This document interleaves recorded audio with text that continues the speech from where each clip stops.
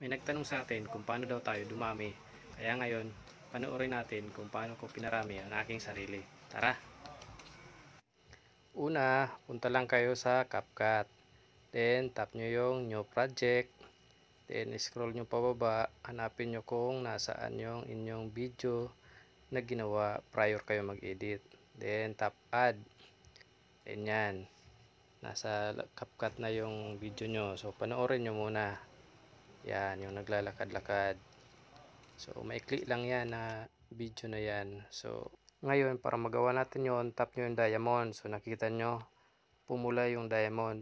Tapos, pag in-scroll mo yan, papunta sa right. Tapos, pag ginalaw mo yung video mo, automatic maglalagay ng keyframe yan. So, i-center mo lang. Yan, adjust mo lang. Then, swipe mo na naman siya papuntang kanan kapag nakalakad ng konti. Then, i-recenter mo na naman yan. Automatic magkakaroon yan ng keyframe.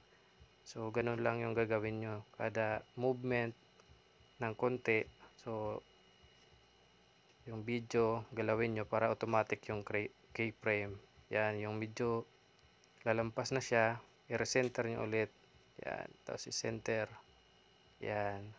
So, automatic may keyframe na naman yan. Then, sunod, tap nyo yung style para malagyan mo ng effects. So, i-swipe mo yan papunta sa kanan hanggang sa makita mo yung effects na dapat mong ilagay dyan. So, nasa dulo yan. So, pinakadulo ng style yan. Makikita mo yung absorb clone. Yan. So, medyo nasa dulo lang talaga. So, ayan. Yung sa pinakadulo, makita mo yung absorb clone. So, pindutin mo yan para may apply yung effects para magawa mo yung video na yun. So, ayan. Nakita nyo na automatic. Diba? Then, tap mo lang yung check. So, ayan na yung yung nagawa mo. So, save to device mo na.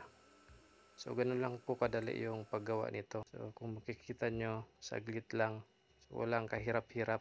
So, ganun lang yan guys. Madali lang yan. Sana marami kayong matutunan. So, pakishare na rin sa iba para dumami rin sila. Salamat guys!